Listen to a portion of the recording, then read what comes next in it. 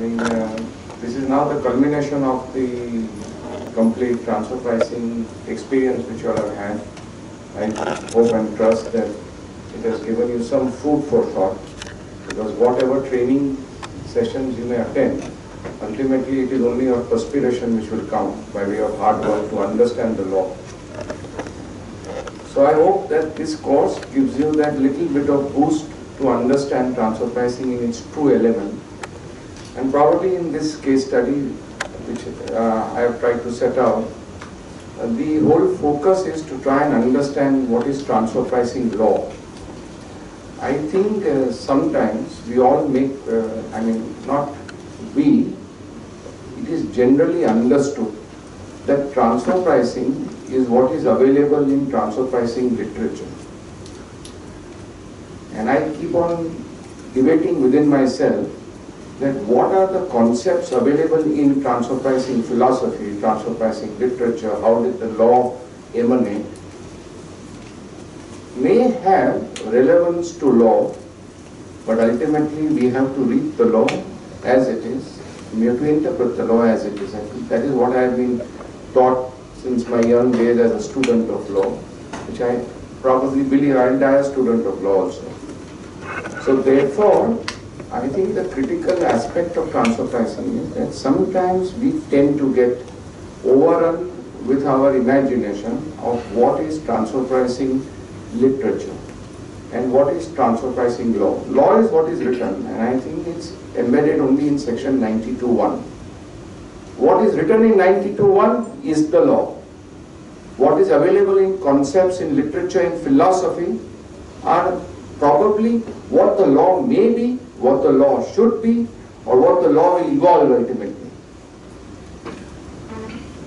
So I think about 1 or 2 days back, I think it's a High Court or a tribunal decision which says that this concept of BEPS, I think it's Pramod Kumar's decision, Delhi Tribunal, and this concept of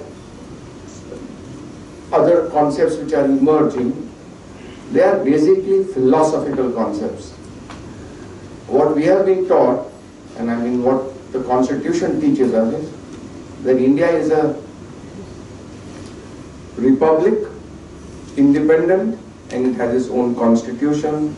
The law is framed under the constitution, and therefore it will be interpreted under the constitution. And that's the final word, which is even embedded in the constitution, that the way Supreme Court interprets the constitution is final. That is, unless you change the law. And then when you change the law, you see what happens. For example, the government wants to levy or does not want to levy MAT on FIIs, FPIs. There is so much of dilly-dallying. Is this the practice of law? Will this happen? Can you tell the officer you give treaty with benefit? I think they will have to, someone will have to go back to the original principle that what the CBDT can do and the CBDT cannot do. But before we get into that controversy, we'll reframe that from there and be on transfer pricing. So this is the way we will do the case studies. I hope my friends on the panel will agree. I'll just try and set up the proposition. The propositions are already there in the case study. And then we'll rotate the case study. It can start once with Rohan, once with Mr. Kote, once with Ajit Kumar. Whichever way it evolves, we will see. If I have something to add, I'll try and add. If I require some clarification because I'm dumbfounded, I have not understood the law, then I will ask the panelists to educate me. And when they educate me, they will educate you all. So therefore, that's the way we'll take it. And I think in the first case study itself, there is one important principle which is there. So before we, start the case study, as a humble request, I want the permission of the panel members and I want the permission of the audience. I only want to read section 92(1). And because if we don't read 92(1), we'll probably lose focus in the case study. So I'll just read 92(1). And I'll read it in the way it's supposed to be read. You interpret it the way you want. Okay? So I'll start with the chapter heading, chapter 10. And special provisions relating to avoidance of tax. Are headings important? Probably, I don't know. may give some indication sometimes.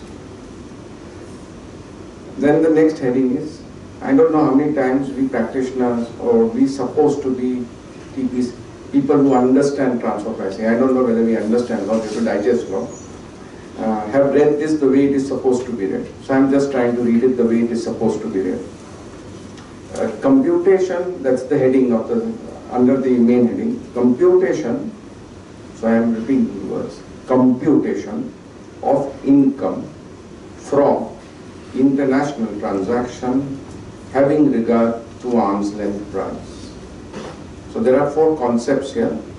Computation of what income from what international transaction, how, not at, having regard to arm's length price. I'm just trying to read the law. I'm not doing anything else. I'm not interpreting. So therefore, this is the heading.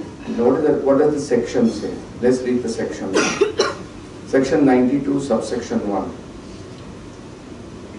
It has to embody the spirit of the heading of the chapter and the heading of the section.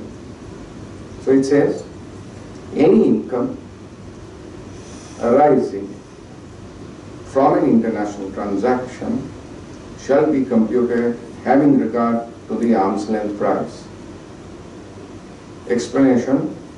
For the removal of doubts, it is hereby clarified that the allowance for any expense or interest arising from an international transaction shall also be determined having regard to the arm's length price.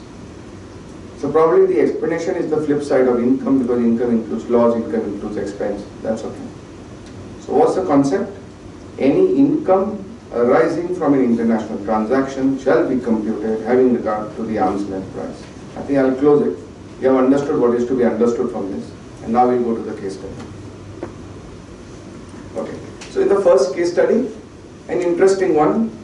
Someone applies CPM, someone applies TNMM, and then makes an adjustment. How should the adjustment be made? Which methodology to apply? Can you apply a methodology which may not completely be 100% in line with the rule? Is the rule an harbinger of the section? Is it a facilitator of the section? Or is it a section itself? These are important points. So I'll just leave it to the panelists. So, case study 1, Mr. Kode has traveled all the way from Pune. So I would give him the honor to open the session and give us his views on this. Thanks a lot.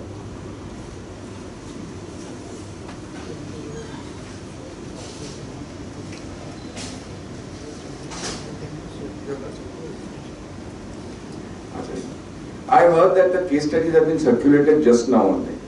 So they should have been circulated a couple of days back, but it's okay. And that's it. So no, Hinesh is requesting, I'll just paraphrase. Brief, yeah. They must have read, I think, by now. They were given in the morning, no? So then I think you all should have read. Do you want me to paraphrase? Tell me. Do you want me to summarize? Okay, I'll summarize. So there is a manufacturing organization which manufactures steel pipes. It imported certain raw materials and it also sources other raw materials from non-A's, and it imports raw material from its A's. So the international transaction is the import of raw material from the associated enterprise, which is 100 INR. It could be any unit. You could put million, you could put billion, you could put lakhs, you could put crores. That is not important. Alright? So what does the fact say? Something on FAR, that the steel industry, steel pipes industry is extremely raw material intensive. That means in the value add product, the cost of raw material or the consumption of raw material is more than 70%, is around 70%. Based on that, the assessee or the taxpayer benchmarked his transaction on the basis of cost plus method. What did he do to benchmark? He says that my consumption of raw material is 70%. So my company's gross margin is correct, is 70%, is 30%. So my consumption is 70%. While that of comparable companies, the consumption is 68% and therefore margin is 32%. So I fall within the taxpayer falls within plus or minus 5%. Reasonable proposition. He says, therefore I am at arm's length. As it is known, as it is in practice, fortunately or unfortunately, people want to apply TNMM. Though it is the method of last resort, it becomes the harbinger of adjustment on the first resort. So therefore, the revenue authorities applied TNMM.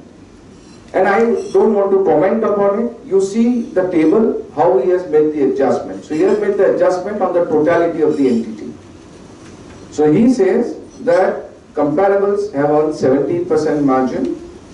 You have earned 5% margin. So he determines what should be the complete total cost of production. He says your cost of production is more, and therefore the complete adjustment, including associated, third-party transactions and associated transactions, he makes an adjustment of 120. So the taxpayer says that even if my CPM is not allowed by you, the adjustment has to be limited to the international transactions. So what was the purpose when I read section 92(1)? One of the purposes is served now. It is income arising from an international transaction. There will be debate on this, but it is okay, it's a healthy debate. So therefore, he computes what should be the correct adjustment. It should not be 120, he says it is 13. And it doesn't fall within plus or minus 5%, so the adjustment is there. So now what are the important points? Did he apply CPM reasonably or unreasonably? And whether without prejudice his ground of how to compute the adjustment, not on the totality of cost incurred, but only on the international transaction. Is it reasonable? Is it unreasonable? So these are the brief facts of the case, and I think now sir will take over. Thank you, sir.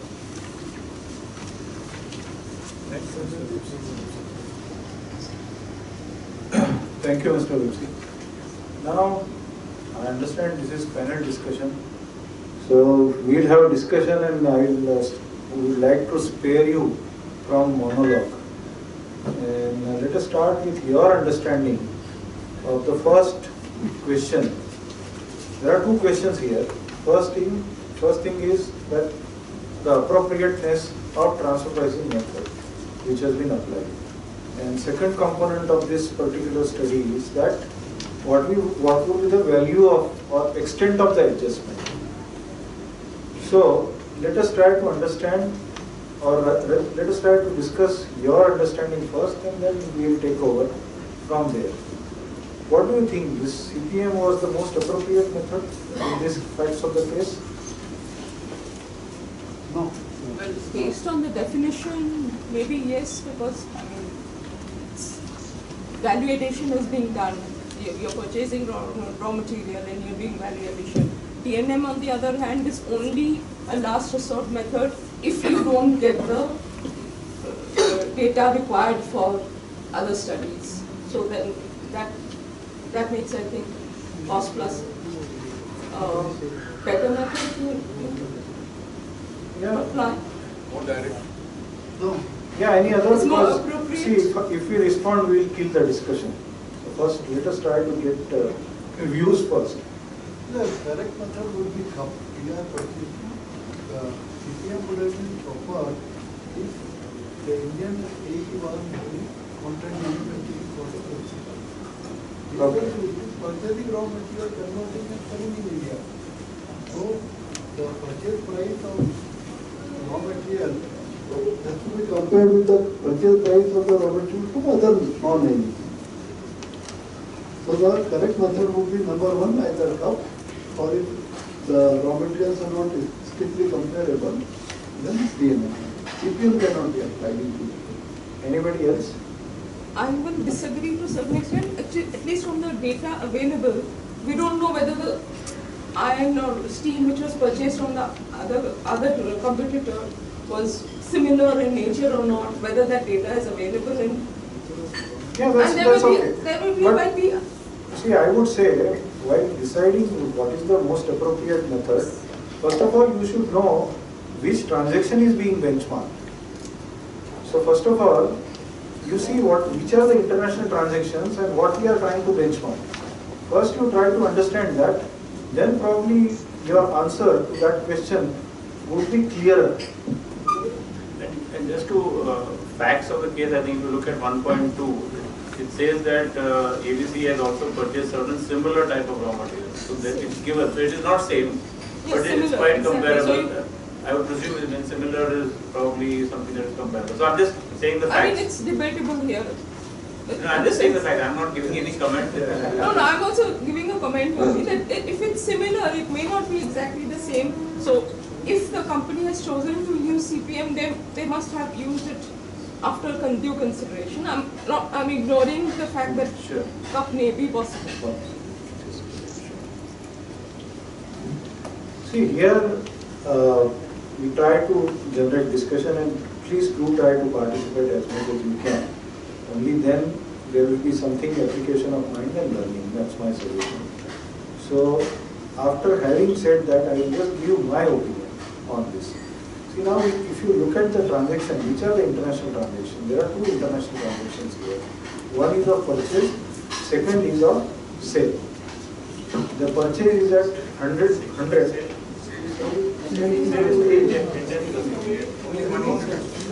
Sales is to particular to A, right? 105 and 895 to normal. No, that was a proportion that we did. Because of the, this is, if I have to apply TNM, how would I apply? Oh, the international. Only purchase. So it's only purchase of transaction which is the to be benchmarked. Correct. Now, if you see magnitude of this transaction, the magnitude of transaction is 1/10 of the total transaction.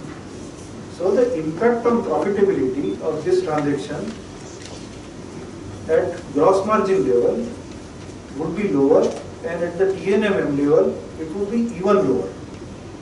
So while if you apply, let us say CPM or RPM would not be applicable here, but TNMM, then you should have that fact clearly in mind that the impact of this profitability of this arising out of this profitability transaction would be very small in this case.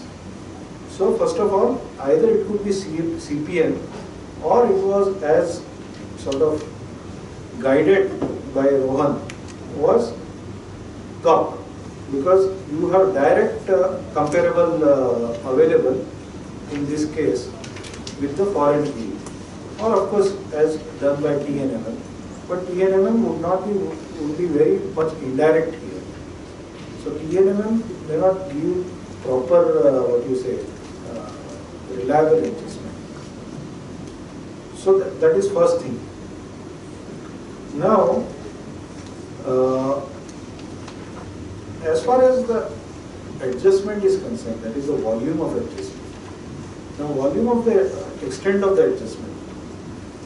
The adjustment, no doubt, it has to be restricted to the value of the international transaction. There cannot be any two discussions on that. But whether proportionate adjustment is the answer to all the problems or not, it's a altogether different matter. Because first of all, what happens is, let us see in this case. In this case, the value of international transaction is 10% and total it is 100%. But while you make an adjustment on TNM, you make adjustment to the margin and not to the value of the transaction. So whether it is 10% or 100%, it's immaterial. So what we are presupposing when you make the adjustment on international transaction at the entity level is that the profitability, that is net profitability in AE segment and non-AE segment is the same. That is the presumption which is being made. Now this presumption could be either correct or incorrect. So if comparable, that is the average comparable margin of comparable companies, if it is more than the AE segment, then the adjustment is required. But if it is not, then adjustment may not be necessary. I am just trying to draw your attention to the complexity involved in this proportionate adjustment. It is not that blindly, okay, it is more, that adjustment is done, you come to 100. It is not like that. So I would like to I can go a little more also, but I would like to stop here and get views of others and hand over to other panel members also, so we can go forward. Before Rohan starts, I just want to clarify. If cup was applicable, it would have been put in the case study. It is not put. It's not that we have missed it. Cup was not applicable. I mean, that was the presumption. Otherwise, there would have been no reason for me for the assessor to apply cost plus. That's the presumption. It is correct. Cup can be applicable, but in the facts of the case, it was not applicable. That's all. And also because it is a raw material involved, it is a commodity. That's fine, but he is clarifying this is not available. So thank you, Mr. Gordon. So I'll just quickly just read the first two lines of the cost plus method, what is applicable. This is cost plus method can be obviously the most appropriate method where the direct and indirect cost of production incurred by the enterprise in respect of property transfer or services provided to an associated enterprise. To my mind, if you look at what is stated in the cost plus method, it would apply more to supply of manufactured goods and may not strictly apply to the purchase or import of raw materials.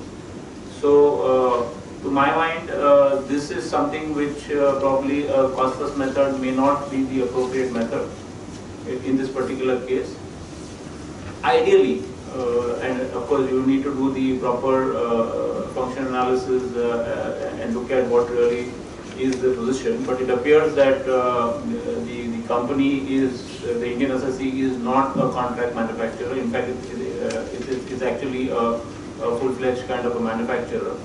And if you ideally ask me, it should be the foreign tested party which should be really looking at, because they are supplying the material, and it should be that entity, if it is not a complex entity or if it's purely an entity which is supplying raw material, then that should be ideally the case where the foreign company should be tested for this. But many times you've seen in India, either that is not done or it is not accepted at the level where you go to the assessment or audit, that is not accepted.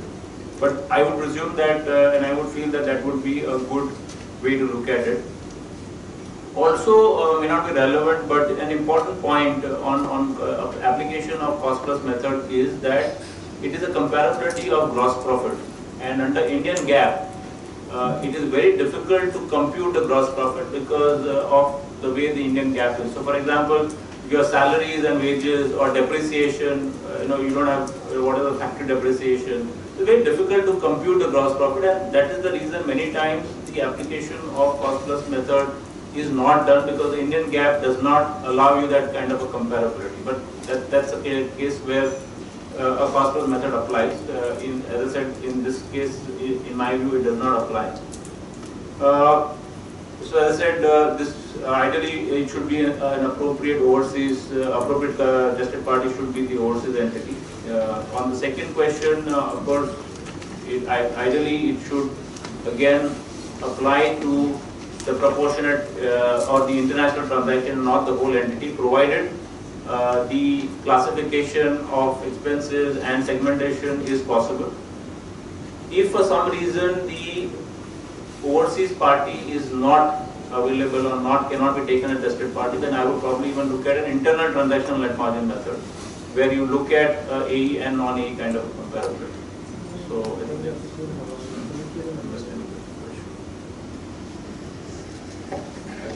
yeah, thank you, Rohan.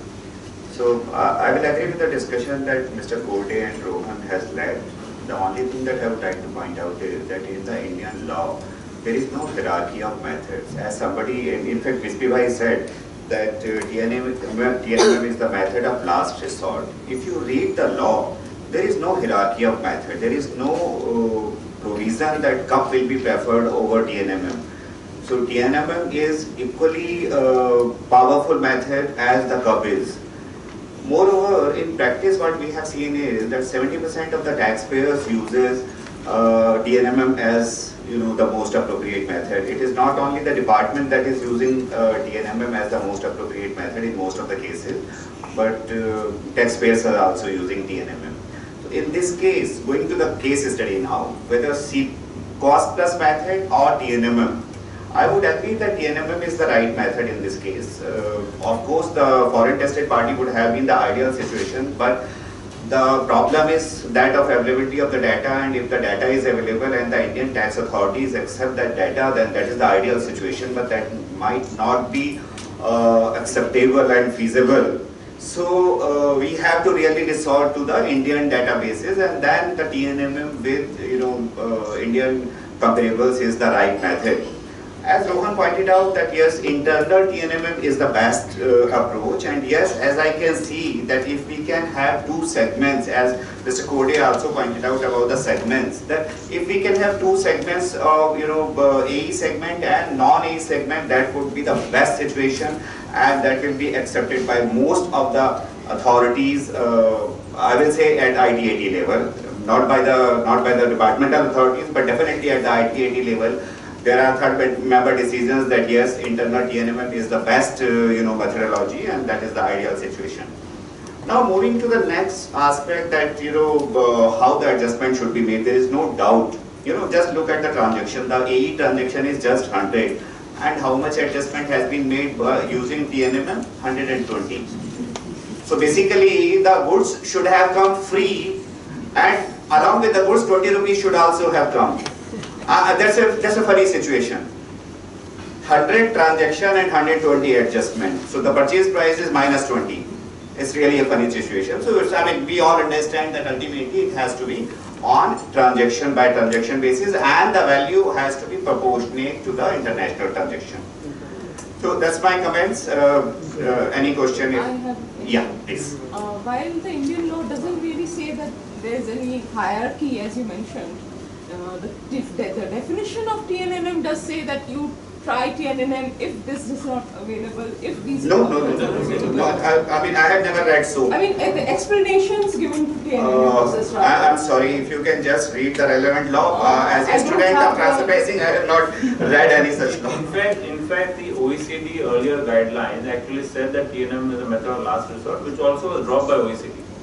Because the practical aspect of the entire thing is, of course, whatever one may want to argue, but TNM actually ends up being. I don't have the book with me, but the institute's guideline actually, which is on the GCD audit, that is for accountant's report, and it will not be having have a bearing on the income tax. That says that the TNM should be followed if these possibilities are not there.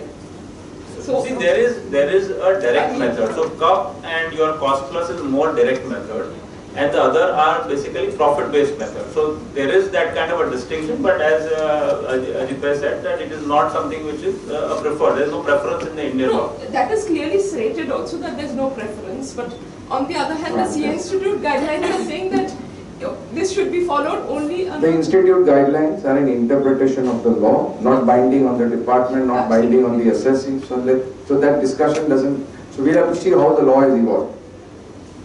Here in the Not binding on the tribunals.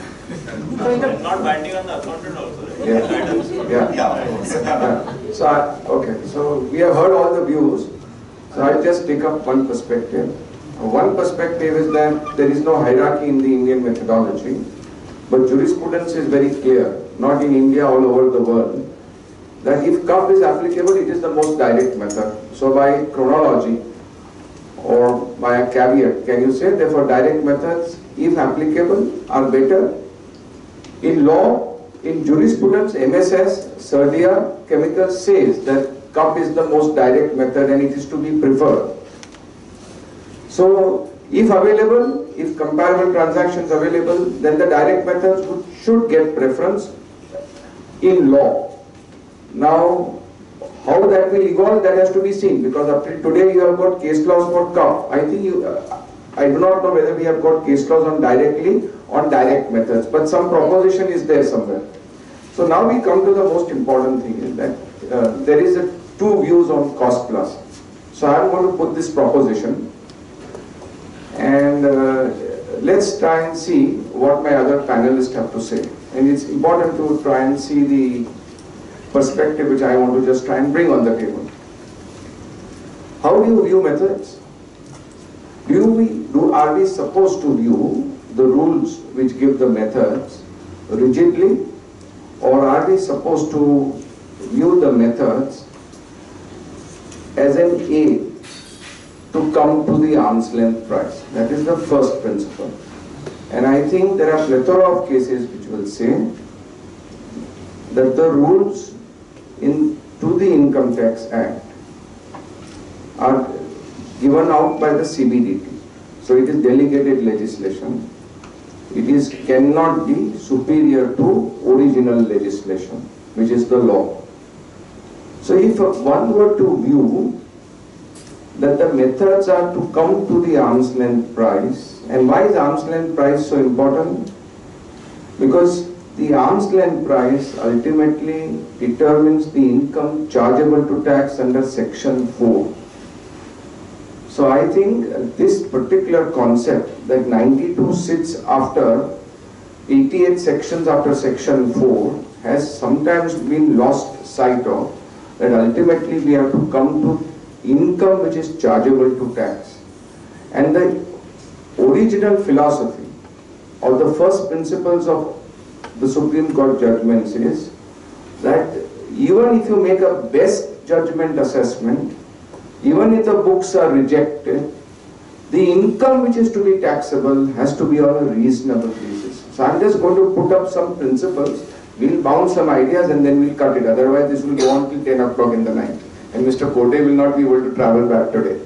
So therefore I'll try and cut it short. So this is the first thing. So this is one sort of a twist I want to give. That is the cost plus method to be seen rigidly as only a method which benchmarks the credit side of the P&L account or of the trading account, to be more exact? Or can the cost plus method also be used to benchmark the debit side of the P&L account, that is the direct cost? So if one were to view whether I overpaid or underpaid for my international transaction of purchase of raw material, what is the best ratio from a cost accounting perspective that you would apply? You would see what is the conversion ratio. And if what I have bought directly from the raw material and that margin which I get at contribution level, is it reasonable or unreasonable to benchmark? Merely because the methodology is rigid. So there are some judgments which say that we should not see the methods in a rigid framework. You will not get relief till tribunal, no one will accept that, but I am just trying to put up a proposition. Sometimes, is it better to see contribution of raw material, or do you see and test at TNMM? So what is TNMM? TNMM does not test the raw material, it tests the efficiency of the organization. It tests how efficient one entity is as compared to another entity. Is that the best way to come to price? Or is it the best way to come to price is to see contribution at raw material level? So if for some reason the cost plus method is rigid enough not to accept this, then it is something for the tribunals and for the others to evolve law. Then how will you see law? Will you see it in the rigidity of a cast iron sheet, or will you see it methodology as a means to come to the arm's length price? This is my proposition. I will just leave it here. And as far as adjustment to the international transaction is concerned, the most utopian way is to have an internal segment. If that internal segment was possible, then the case study would have shown an internal segment. But when all raw materials get enmeshed into one, for the purposes of conversion to get into one finished product, it may be very difficult to segment AE and non-AE raw material because everything gets enmeshed into the final product. Let's try and understand that. So from an utopian perspective, segmentation is important, is critical, is acceptable, is fair. But in practical life, when you see actual how industries work, where materials get enmeshed, where everything becomes one, how do you create that split P&L account into AE and non-AE segment? So therefore, where that segmentation is possible, that is the best. When it is not possible, then the law itself provides the methodology is proportionate. Is there any other way to make the adjustment in law? So we can have a plethora of cases, right from so many cases that there are, which says that the adjustment is to the international transaction. So when you apply TNMM, what's the philosophy? Okay, I'll just step back. What is the philosophy of TNMM? Let's try and understand what is the philosophy of TNMM. Comparison of margins. So, correct. So therefore, when we compare margins, what is the unstated philosophy? The philosophy of TNM is whether due to the A transaction, the my net profit has been impacted as compared to the net margin of the No, no. So I am saying that when we do comparable analysis, Tarun, what is the basic philosophy of TNMM is this, that if my margin is at arm's length, then my debit side and credit side of my P&L account is at arm's length. Yes or no? Yes. That is the basic fundamental flaw in TNMM and the fundamental philosophy of TNMM. It's both. It cuts both ways. So therefore, what is the presumption? The presumption is that every rupee of cost gives equal and proportionate revenue on the credit side, with everything being equal.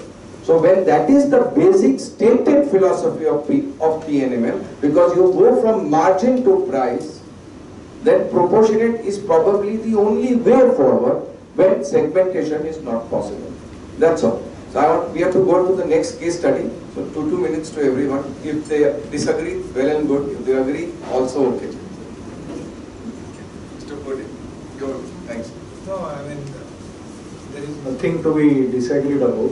If it is possible to work out segmental accounts, is the best way of making an adjustment on that particular segment.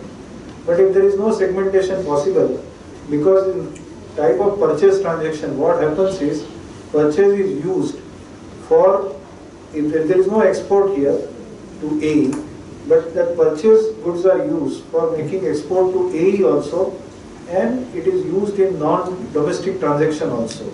So if you want to measure the profitability arising out of purchase transaction, it is divided, that transaction consumption, in both the segments. So it is just not possible to work out segmental accounts when you are benchmarking international transaction, which is purchase. So there is no question that you can work out segmental accounts, and then you have to presume that segment profitability in non-AE and AE is the same, and make a proportionate adjustment. Isn't that the same judgment in ILJIN also, where the data is not available from associates? No, so there are so many judgments, right from ILJIN, Abhishek, so many others, Twinkle Diamond, so many others. It's correct. Sir, I'm on cost plus. That's it. 2 minutes. Yeah, as far as the other issues are concerned, what I would like to believe is that something which is not provided in the law can be used as a persuasive issue. And transfer pricing basically is more of an economics and less of a law. That's what I understand. So that is perfectly all right. It gives you better insight and understanding if you understand the other issues which are involved. Like for example, when you take group transaction, the profitability of the group can never exceed the profitability in the transaction. That one must have that in mind. But Indian judgments, some of the judgments which says that group profitability is irrelevant for that. But if you go by that judgments, then your understanding is lost. So you need to consider the data, but you cannot arrive at judgment legally based on such methods. Go on and Ajit, if you like to state. The only thing that I would like to add is that selection of comparables is also an important factor to determine which method is to be applied. There is a possibility that for applying CPM you may not get good comparables, whereas for applying TNMM, because the comparability is quite broad at the TNMM level, then you have comparables available for TNMM but not for CPM. So that is also an important factor to be considered. So course, transfer pricing is something which is subjective and one can have a view. So to my mind, cost plus for the entity which is purchasing the raw material may not be an appropriate method. Cost plus for the entity which is selling, and that is why I said that the overseas would ideally should be the tested party, is to my mind a better cost plus kind of a method for them. And hence, because see, what you are actually looking at is the purchase of raw material, which is a controlled transaction. That itself, cannot be taken as a part of your cost base to that extent. So that's my view. Now we move to the next case study. For both the next case study and the third case study, that is there. This is on subscription of shares by an Indian parent to its foreign subsidiary, which is the reverse of Vodafone. In the first one is purchase of software, which is a fixed asset. So what is the SSC is in the business of application service provider. So its operation is based on multi-application e-payment solution and other allied services. So its main purpose is to purchase very, very complicated software, which is then used for various business applications for making e-payments, and it derives revenue from such activity of facilitating such e-payments, and therefore this software, which is the backbone of its business, is capitalized, and it's a fixed cost for them. And it has imported this software, and it imported it from its AE. So it tested its AE. So AE has provided similar sort of software to third parties, and they have applied the man-hour rate of USD $100. To benchmark this purchase of software which is not capitalized, which is still lying in CWIP, that's capital work in progress, the officer applied transactional net margin method for the purposes of making the adjustment. We have stopped the case study over there because there are some important points of law which need to be covered. So before we cover these important points of law, I will read out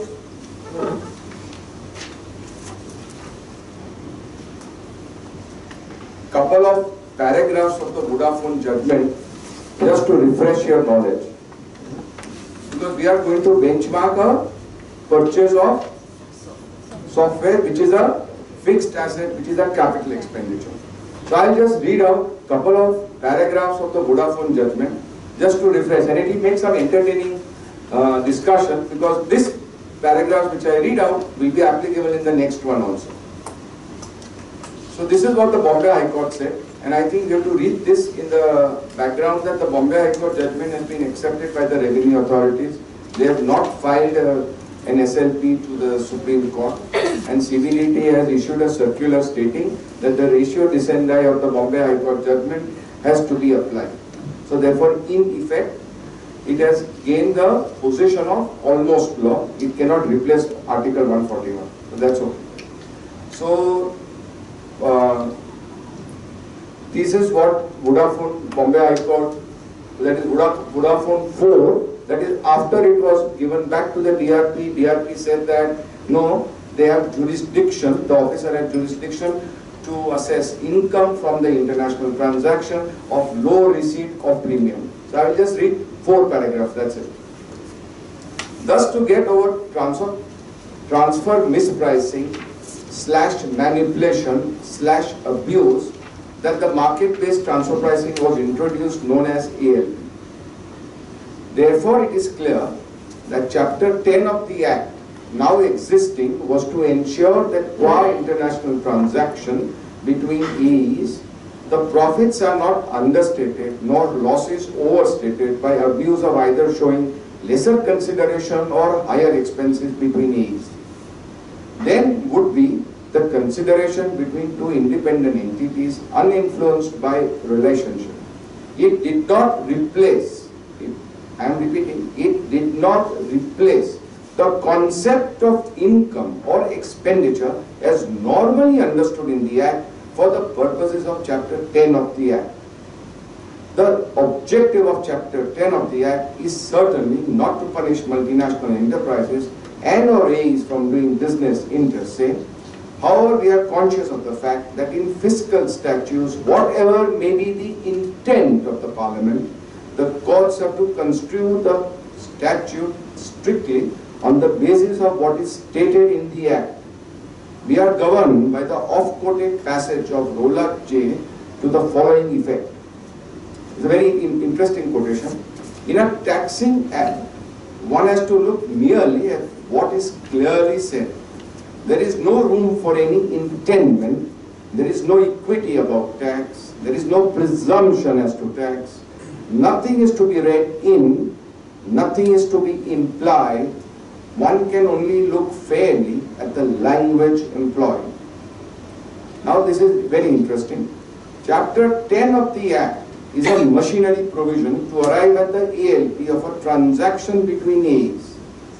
The substantive charging provisions are found in section 4, 5, 15, salaries, 22, 28, 45 and 56. Even here, income arising from international transaction between A must satisfy the test of income under the Act and must find its home in one of the above heads, that is charging provisions. There is revenue. This the revenue has not been able to show. Achha, I think I will stop here. I think this much is enough. So now, this is the proposition.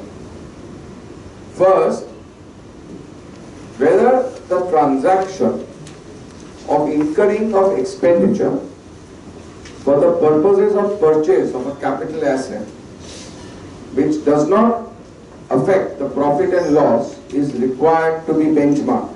It's a stark question. It's a question which will force us to shake our very belief in section 92, but it is necessary for us to answer this question. So first is that even if a transaction, in Vodafone, the High Court says it's an admitted international transaction, but does not give rise to income and therefore does not need to be benchmarked. So I will read the conclusion what it said. For all the above reasons, we find that in the present facts, issue of shares at a premium by the petitioner to its non-resident holding company does not give rise to any income from an admitted international transaction. Thus, no occasion to apply Chapter 10 of the Act can arise in such a case. So, for some time, if there are so many CAs in this particular, there will be maximum chartered accountants here, I am aware of it. We have to keep aside our accounting knowledge and we have to only see the law as it is. So it sounds illogical, it may not be rational, it may not be equitable. Is taxing law equitable that you earn, you pay tax, and where does the money go? We can see everywhere. I think Arnab Goswami is running a program on VVIPs. I think you should see it. So that is where the money is going. So is there a rationality to tax? There is no rationality to tax. Is tax necessary to be paid? Yes, because you are a citizen. How much should you pay? The minimum. That's what the law says. Okay. So therefore, now we come to this question. I am aware of it, that the accounting part of our brain will completely and first time ask us that if you don't benchmark the fixed asset, does it not affect the P&L by way of depreciation? I am not here to fill in the gap of the legislature. I am only here to read the law. That is what law says. So therefore, I am again going to ask you this question. Whether such a transaction of purchase of software, a fixed asset, which does not affect the profit and loss at the time of purchase, is it to be benchmarked? Can you apply TNMM to benchmark the purchase of software?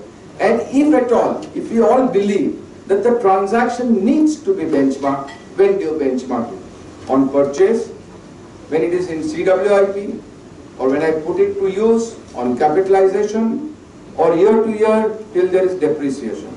These are interesting questions, so I will request Rohan to start the discussion. Thanks. Thank you. I think I will, of course, I mean, any thoughts on that? Any thoughts from your side? I think you give your thoughts first, no, Rohan.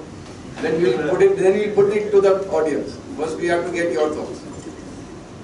So my thought is that the purchase of the transaction, of course, it's a purchase of a capital asset which does not impact the profit and loss account. But to my mind, it needs to be benchmarked.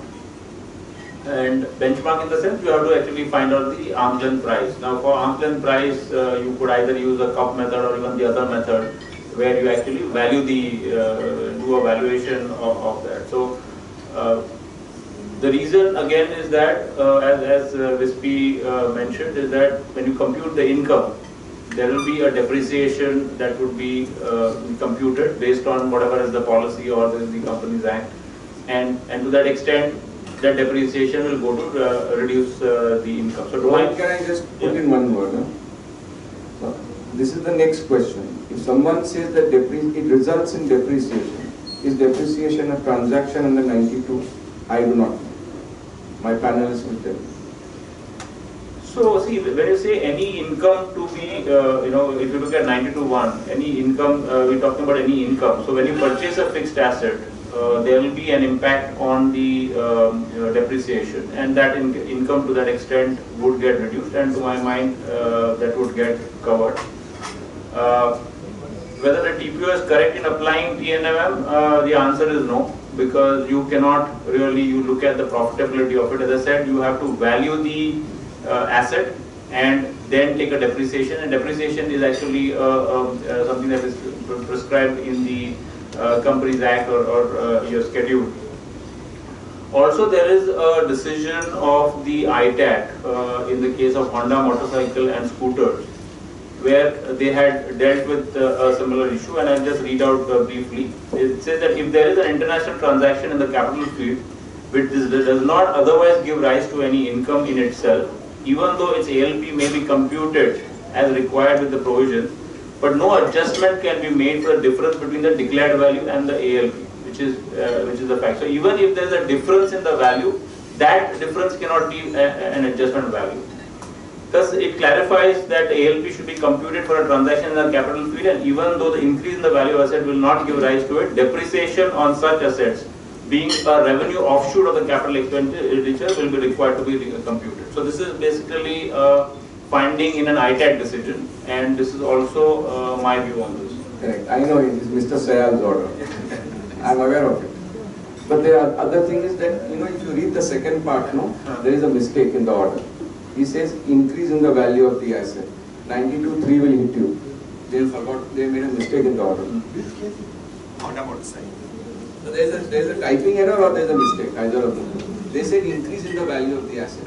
Actually, if the asset value increases, you will get higher depreciation, so it will lower income. So therefore 92.3 hits you. It is actually the lower value of the international transaction. No, I think the point is that whether it can go both sides. It can go both sides. But no, what the I'm higher saying, one has to be capped. No, you cannot apply it. I understand, but I'm saying it can go both sides, but it will not to a certain extent. What I'm only saying is that what is the requirement to my mind is that you have to look at the transaction. You have to look at a transaction. You have to do a valuation or a cup for that, and find out what really the correct value is. If there is any impact which further reduces the income, it will not be considered. But if it actually goes to increase the income, then it has to be considered. TNMM is not the right method, and to my mind, the transaction should be benchmarked when it is purchased, and not when it is put to use, or whether it's shown in the capital work in progress or not. To my mind, that is not material. I have a question here. Later. Sorry. Yeah. Now the practical problem is that if you do not have any cup, how do you benchmark the transaction of purchase of fixed asset? Because generally the transaction is so unique that you will not generally get a cup for the transaction. Yeah, Rohan just said that valuation, other method. Yes.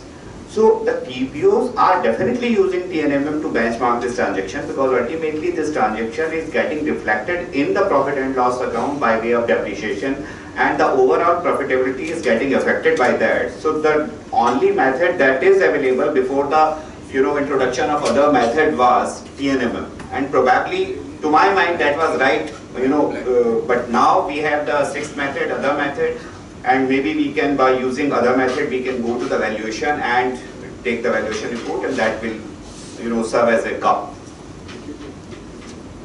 Mr. Cole. Yeah, I mean, taking from where they have left is that though it may not be advisable to use TNMM and it may be better to use other methods, but not many people are familiar with the other methods, and I am sure though TNMM is not advisable, the kind of problems one might face while using other methods will be less. Here, from practical point of view, when you use other methods and when the department officers are not familiar, you will have a lot of problems in getting them convinced. So one has to weigh pros and cons of practical side. One is of course legal side and conceptual side. Obviously, I mean conceptually other method which will give reliable method result would be advisable. That may be how one would say. But practically I am not very sure whether it will give the results. Just one point, I think that also the fact that once you use the TNM method, you are going away from actually the purchase price of the value of the asset. Then to my mind, you are actually putting yourself under an obligation to test the transaction every year because you have not done it at the time of purchase. Because otherwise what will happen is that you do a one-time valuation and the depreciation is only a consequential part. So you don't have to track it till the time it goes away from your block of assets. So this is the proposition that everyone tends to agree that you need to benchmark the transaction. Okay. That is the question I asked. That is the question I There is asked. another question that if you have not tested the transaction, at the time of purchase, and then depreciation is, is reflected in the accounts for next 5 years, let us presume. Then every year you will have to report this depreciation as an international transaction for next 5 years. And this is not an international transaction. Yeah, so I think we believe that we need to benchmark it because it is rational. But does the law state that? Does the law state that, Mr. Cole? No, to my mind, law requires to benchmark international transactions. Correct. Now you benchmark to arrive at the adjustment. Now Rohan just talked about the tribunal judgment. It says that you make an benchmarking exercise, but you are not authorized to make an adjustment. Legally it is correct. But then what is the point of doing that entire exercise if you cannot make the adjustment? It will have an impact on the depreciation, sir. No, that's fine. No, I am coming to that. When we are talking about depreciation is not international transaction at all. So here we are talking about doing something which is being to ensure or counter the possible queries from the department as to whether you have claimed depreciation correctly or not. You benchmark international. I have no dispute with that. I am just questioning that judgment which say or logic of that judgment. That if that is not to be done, then why do the entire exercise? I think it's like this, no? Rohan and everyone on the panel, I just want to read one paragraph again for you. Chapter 10 of the Act is a machinery provision.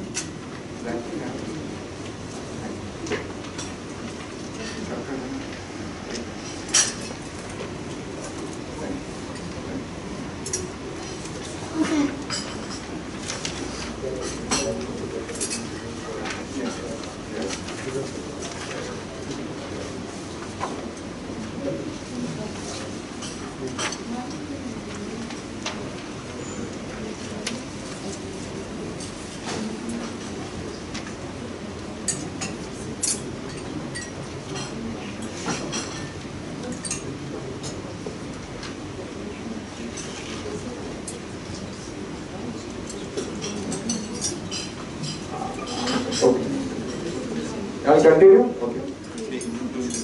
So I think it's like this, that the provisions of law are very clear, that chapter 10 would only apply If first there was an income which sits in one of the charging sections under section 14, if it does not sit, does chapter 10 apply? In logic, you should value the fixed asset because it affects depreciation, is a separate issue. That is, you are trying to put something in law which is not there in law. So if someone were to read section 92(1), will you come to that conclusion? Would a court of law come to that conclusion? Debatable. So therefore the purpose of this discussion is that, correctly speaking, in transfer pricing, because depreciation affects your profit tomorrow, you should benchmark the transaction. But does the law say that? So for the law to say that, what should have happened? If the cost had to be changed, I'm giving you a hint, if the cost had to be changed, then there should be a provision in the law whereby the cost at ALP should replace the cost actually paid, no? So is there such a provision in section 43? Can I ask a question? No, 1 minute, I'll come to you. Sir, this is for the panelists. That if you say that the cost needs to be changed, can 92 override 43? Yeah. See, basically, my view, and again, one can look at strict interpretation of the law. Let me give a simple example. That if you look at a transactional net margin method, the way it talks about computation of a net margin. Now, net margin, if you look at transfer pricing studies, we don't take net margin post, or we take net margin before interest and tax. Why? Because that, how do you fund your business, whether it's by equity or loan, and that can vary, and tax again can vary. Somewhere you will be under a tax protection or a free SEZ or something of that sort. That is why we do not look at it. The way one has to really look at, and if you want to practically apply law, that is what I feel, is that you have to look at more of a practical application of the entire law. If we start strictly adhering to the law, you will come to a situation, and there is one case study which talks about, for example, RPT. Strictly speaking, Indian law does not allow a single transaction or a single rupee of RPT in your comparable. Is it possible really practically to do that? So I would say that yes, the law is supreme, but at the end of the day, and if you see the jurisprudence that is developing, a lot of practical aspect has to come into when you are applying the entire methodology of transfer pricing. Otherwise, the entire machinery will fall, and you will not be able to really compute arm's length in a lot of cases. I agree with that.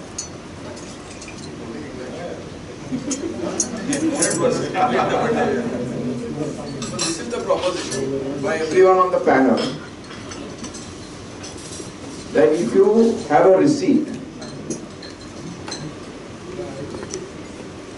which is in the nature of income, but which is not chargeable to tax because it doesn't come under section 14 or any of the sections, as good citizens we should offer it for tax.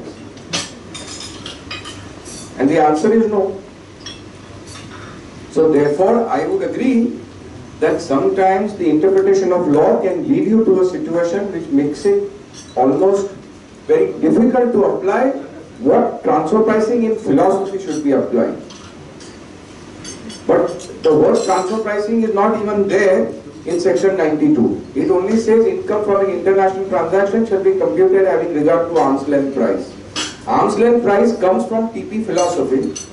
So okay, I leave it at that. I leave it for the audience, I leave it for the panelists to try and tinker their mind and see how law evolves. That's it. I can only say that if anyone wants to take an interpretation and have the law, strict interpretation of law, you can go to WISP and he can argue it for you. Yeah, please, your question. So what I was trying to make a proposition, Bombay High Court decided Vodafone's decision, CBDT said that no further appeal. So we were talking about the depreciation impact, which is the second generation being of the first generation transaction. Correct. Purchase of the capital asset. Correct. So if the Bombay High Court's analogy is to be exploited for non-amending the depreciation for transfer pricing adjustment, then a proposition may arise that charging less premium also affects the bottom line of a company issuing shares. So how do you deal with these two second generation transactions? Correct. So therefore, Vodafone decision of Bombay High Court is very clear that whether I have taken less premium or more premium, it does not affect my profit-making apparatus. It only affects my capital account, and therefore it doesn't impact income. So Chapter 10 does not apply. So what they said is, they did not say don't benchmark, don't evaluate, don't determine. They made a statement that Chapter 10 does not apply. I think that's a bigger statement than to say that Tarun, tell me. I'll continue. Okay. So that's it. So therefore this second generation, if the law does not provide, you don't have to benchmark. But I think even the Vodafone decision talked about, somewhere I don't have that decision, about the reporting requirement would still continue, right? To that extent, or in the shell part, I think whichever. No, I will tell you. What happened is that in Vodafone, they disclosed it as a transaction out of abundant caution. In Shell, they did not disclose. So therefore, department went both ways. They told in Vodafone that you have disclosed, so you come under TP. They said you did not disclose, you come under TP. So the court had to tell them, you take one stand. I think said somewhere that the reporting requirement as will be required, they still have to be. No, it doesn't say that. Somewhere I No, it only says that Vodafone has disclosed the transaction out of abundant caution. So they said that merely because out of abundant caution I disclose, I don't come, you will not come under TP unless the law makes you come under 92. But even if you look at it now, the revised Part-3 CB, it requires the issue of shares to be disclosed. So correct. So what is the meaning of this? I will tell you. This is my view. If the form says something which is beyond the law, then the form needs to be challenged as unconstitutional. Correct, no? Can I ask some questions? yes, Varun, you can ask 10 questions. The government accepted Bombay High Court decision. Correct. Basically, two doubts of fire because the adjustment on the tax demand was too exaggerated. Because the political situation was like that, the government did not want to take the action earlier. They wanted to use the court, in my view, to close the matter. Does it mean that each and every proposition laid down by the Bombay High Court has been accepted as final? Or can the same proposition is agitated in some other case, can be again agitated up to Supreme Court? Yes. So does it become final in all respects or what? No, I would agree with you that one thing is there. Whether a policy decision has a legal effect, in this case it has a legal effect. So if you see in various court judgments, for example, if in a particular year you have not agitated a particular edition, and in the next year you go and agitate it, or if the tribunal has given a decision and the department has not gone to High Court, the High Courts have said that you have accepted this decision in the other, you cannot come and agitate here, because jurisprudence and propriety would require that the doctrine of stare decisis would continue. That once you have accepted something, you cannot come, you cannot blow hot and cold at the same time. So therefore this proposition that whether all the, so as of today, all ratio descendi is binding in the state of Maharashtra. Whether it is, I would believe, therefore then you have to go back to the original principles of how do you interpret a court decision. And I think, I forget that there is a Supreme Court judgment on that which says that you have to see the court decision for what it lays down. And if that what it lays down is the ratio descendi, then that ratio descendi is applicable in all facts on that ratio itself. So, but I would believe that in some other cases, when different types of problems come up, you may be able to agitate it up till Supreme Court, even if the Bombay High Court would strike you down. I think that channel is there, because it is still not Article 141. It is under Article 226 that Bombay High Court gave decision. No, it's not the Supreme Court. So under Article 141, it is not still become the law of the land. That's Also, just one point. I mean, we mentioned that whatever is in the forms is unconstitutional, but there is a penalty now for non-reporting of the transaction. So I will clarify. what I said was that if the form goes beyond the law, then someone has to challenge it. Till you don't challenge it, you have to accept it. So, Mr. Bhai, are you challenging it? I cannot challenge it. I cannot challenge it. No, why not? No, because we have no privity. SSC has to challenge it. Someone in the audience has to challenge it. No, they are all practitioners. So you can suggest your clients that let's challenge that form. Can I ask a question? But can it be challenged at the PIS? You have to challenge it under only a writ petition, because whenever something is unconstitutional, you have to go to Article 226 or you have to go to Article 32. So if you are challenging, we can be a party to your. Mr. Kote, I would just like your view on this particular perspective. On this, that when the transaction does not require to be benchmarked in law, but going rationality is to be benchmarked. The best way forward, actually, you have given your view, which is to be benchmarked. Fine. Yeah, ma'am, you want to? I only said it is a matter of caution. Yeah, matter of caution. Correct. But on the lighter side, always that abundant caution will lead to a lot of litigation. There are two aspects, law and practice. So we should know what is the law and what we are used by. Yeah, ma'am, you want? I have a couple of questions. One is a very basic thing. The definition says that if it affects the, other than profits and income, if it affects the assets also, in that case it could be yeah, exactly. So in that case, I mean, if you're purchasing a capital asset at a higher price, isn't that affecting your assets? Madam, where did we say that it's not an international transaction? No, but then in that case, why should arm's length price come into? That you have to read Vodafone. I read it for you. Yes, What did it but- say? That but- it is one thing to have an international transaction. It is one thing to say that income arises from an international transaction. Then Chapter 10 applies. That is what Vodafone says. But in that case, I mean, what will stop a company from my associate parent in UK charging me, say, $10,000 for something which costs $1,000? So that is for the law to decide. How can I step in the? How can we step in That the? is perfectly. So how can we step in the shoes of the parliamentarians? In their wisdom, they devise laws. So as of now, that is good in law. My parent company can charge.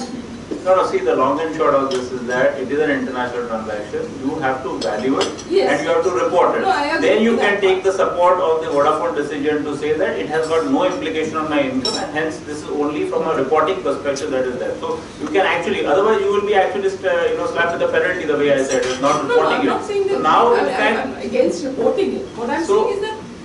so you are required to do in the ALP in my view. So ma'am, you are asking me what is the rationale? Yes, exactly. We are not here to find the rationale of the law. We are here in this to only understand the law as it is. No, I tell you, Section 92, which is the basis of this transfer pricing, has been interpreted by the Bombay High Court in this Vodafone. And according to that interpretation, that is not required to be benchmarked because it's on capital account. Whatever transactions which are on the revenue account only are to be adjustment can be made. Transaction on capital account, adjustment cannot be made. That is the interpretation of the present law. Correct. So that's what the law stands for. Today. So it will evolve. But the point is that you still have to report it on that. Yes. No, that is And then you have to compute the ALP. that is because it falls within the definition of international transaction. Sir, can I interrupt in between for a minute? Thank you. Sir, can I interrupt in between for a minute regarding this aspect? As far as computation of ALP is concerned, why it has to be considered, what I think is, income has to be computed as per the commercial accounting principles, which has been let out in many cases. So what happens, according to me in that case, is the capital asset, which has the depreciation which has an impact. So because of that, the income over the period of years has to be computed so that the ALP, that is the purchase price, has to be an ALP so that subsequently the depreciation implies that it is an ALP. That's what that is proposal. No, see, we are saying the same thing, but you are putting it in a different words. See, one thing is having the law, and the other aspect is what should be the law. what you are talking is not the law. Law requires to You have to read the law. you are talking about what is the desirable law, but that's not the law. And I want to bring something to the attention. I mean, many people would be here who are with the very large accounting firms. They have taken a view that issue of shares to parents, they have not disclosed in Form 3CB. Am I right, Ron? So, but now it's required, right? There is a part of the format. no, but many people have taken the stand that they have not reported the transaction. Yes. Am I right? Yeah, so therefore, what's the logic in that? Because it was the same thing that it did not give rise to the. So you have answered your query of Mr. Konde. No, yeah, but I am saying that today you require it to be reported. If you don't, if the Form 3CB requires it to be But reported. even after this, because after the judgment, many accounting firms took the view not to report the transaction. I think it's not possible now. Because of the change in the form, I mean, you have to report. I mean, if somebody is still taking a stand that it is not reportable, I think it's... But people have taken that view. No. We have said that it is no income arrival, but it cannot happen that you cannot report it. You will have to write some note over there. Fine. Okay. Anyway. Now we go to the next case study quickly. So, small question. We have all been dealing with the issue of shares to equity. Have anyone come across where TPO has made adjustment where we have invested in our book company? This is the case study. Next case is That is the next case study. Yeah, this is the flip side of Vodafone, friends. And we'll quickly go through this case study. So on the previous case study, one question. On capitalization, when it is in work in progress, WIP, what would be, I mean, since the very fact that it is in WIP, it means that the process is for 2 to 3 years. So, No, it may not be 2 to 3 years, no, Ruksha. It may be that you have not capitalized it because you may have to do little customization. It may take 6 months, it may take 1 year, that's it. right. So therefore, Rohan's view was reasonable view that you should, if you want to benchmark it at the time of purchase. That's a reasonable view. That means when it is completed. No, when you purchase it. When you capitalize it, Developing it. no, you are not developing. You bought a software, you don't want to still implement it. It is like this. You buy a machinery, very expensive, you may not install it. Okay. You may install it 6 months later, that's it. And also this is not an asset which is actually an incomplete asset. You are buying a software which is a complete product by itself. So it is actually a wrong accounting, or I don't know what it is. But just because it's shown in capital work in progress doesn't mean that it would be in that. No, there is no wrong accounting. The point is, Rohan, is that you buy an asset, you may not put to use. It is fine.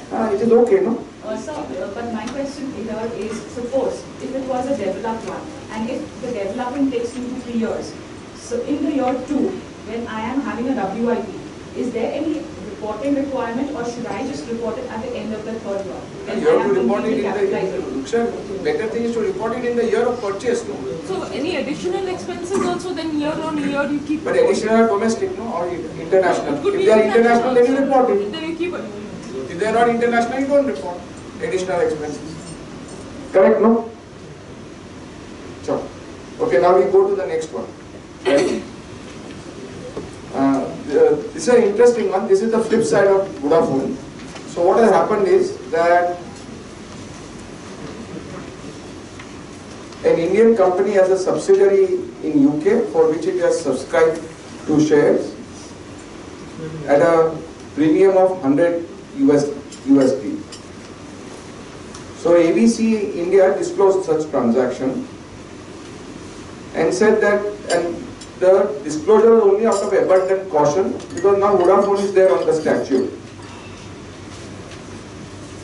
And then the TPO says that as per the valuation you are overpaid, and therefore he presumes there to be a transaction of a loan on which there is a notional attribution of interest. So the assessee placed reliance on the High Court decision and on the CBDT press release. So these are the questions. Whether subscription of shares to its subsidiary at above fair market value is an international transaction. Whether TPO was right in treating the subscription made by the Indian company over the fair market value as a deemed loan, and whether it is right to attribute hypothetical interest.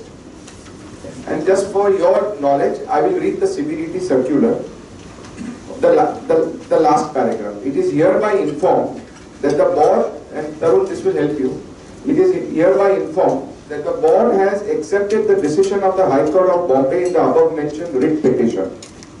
In view of the acceptance of the above judgment, it is directed that the ratio decidendi of the judgment must be adhered to by the field officers in all cases where this issue is involved. This may also be brought to the notice of the ITAC, DRPs and Commissioner of Income Tax Appeals.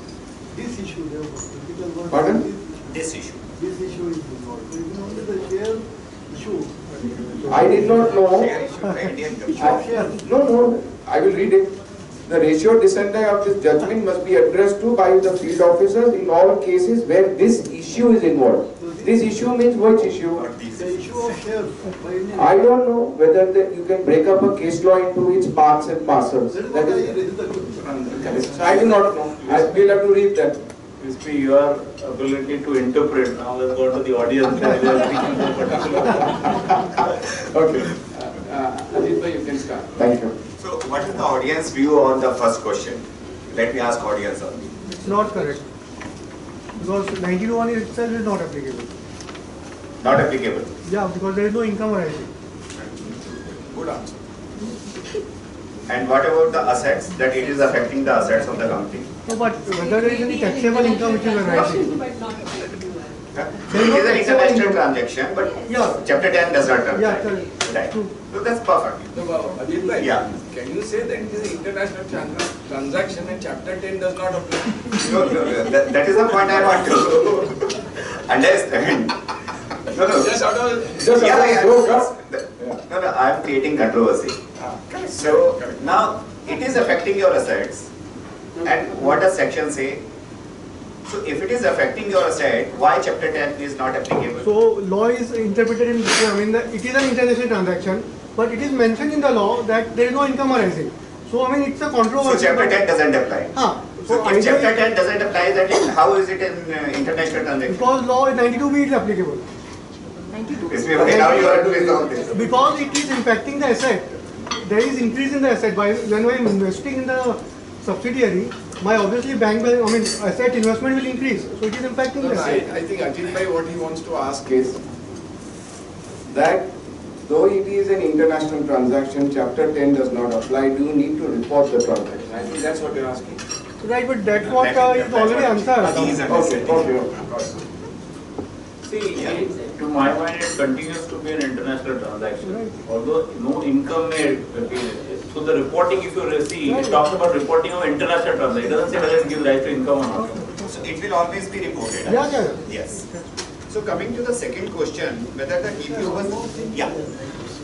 Share market valuation or ALP of share price is a highly nebulous concept because if we see a number of takeover transactions or the open offers, for share public listed companies, they are being traded on the stock market for years. And the takeover offer is at a substantial premium, sometimes even 100% premium, 50% premium. So what is the current market value? Is it the price which was quoted for years for the current market value, or the purchaser is acquiring? Because purchaser may perceive value of the company, or the purchaser is purchasing the company, he perceives a different value. Correct. He may utilize the company, the assets, the IPR to maybe generate 10 times the sales turnover when the existing management is able to grow. So certainly the fair market value of the share is highly impossible. Correct. Because what you say is that valuation itself is an intangible exercise, and therefore two valuers can have the It is in the mind of the buyer. correct. Like beauty is in the eyes of the beholder.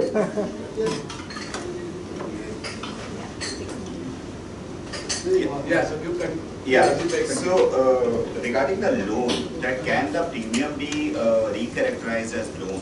So my personal view is that law does not permit recharacterization.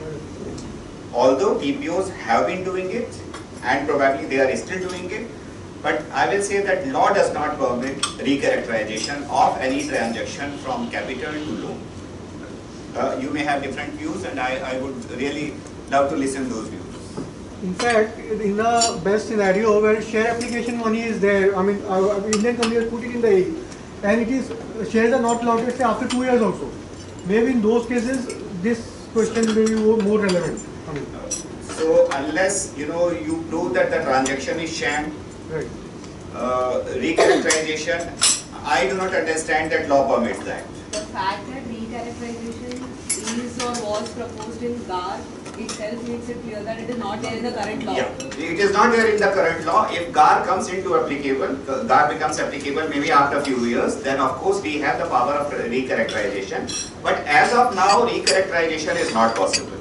And if recharacterization is not possible, then hypothetical interest, I think it will not be applicable. But I think the question probably what we is saying is that where it is buying in a share application money for 2 years. Yeah.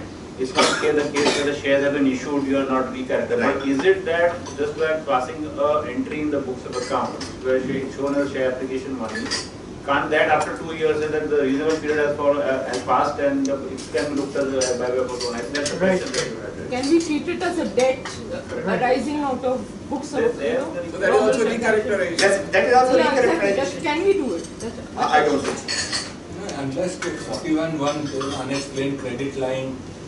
So, but 41(1), I think 41(1) is a different issue altogether. EO can possibly do that, not Yeah. the city.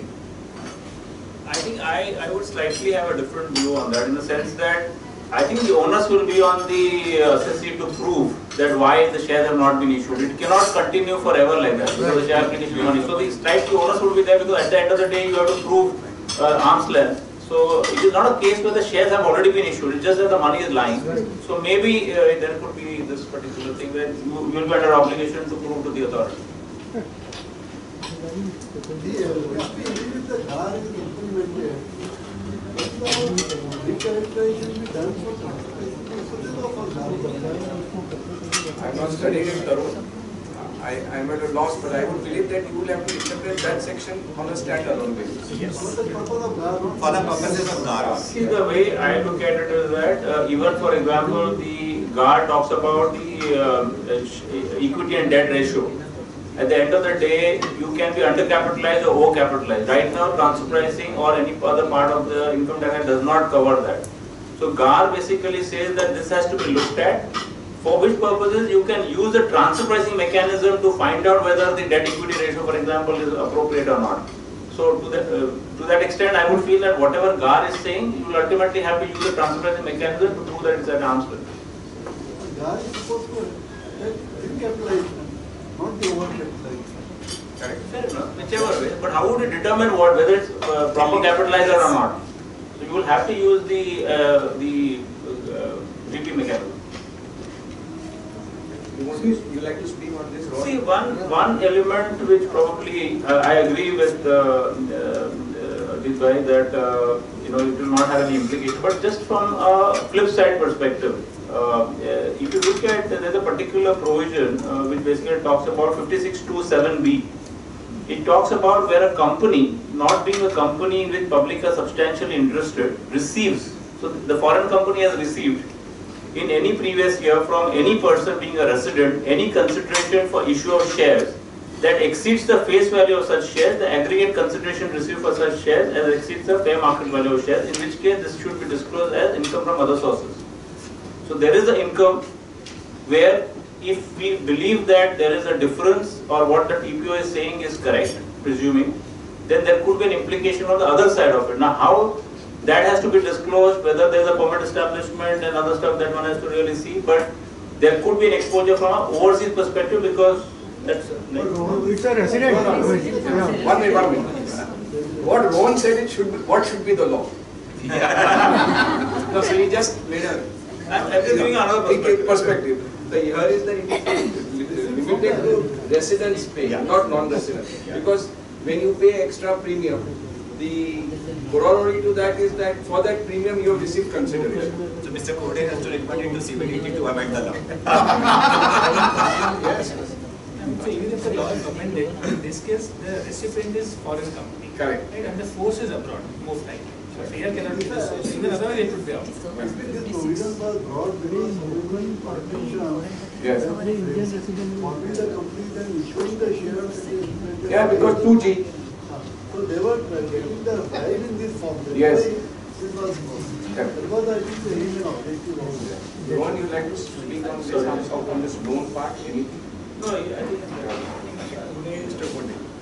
Yeah, on recharacterization, I mean, I'll just paraphrase what has been said. I mean, it's in different words, what has been same thing said.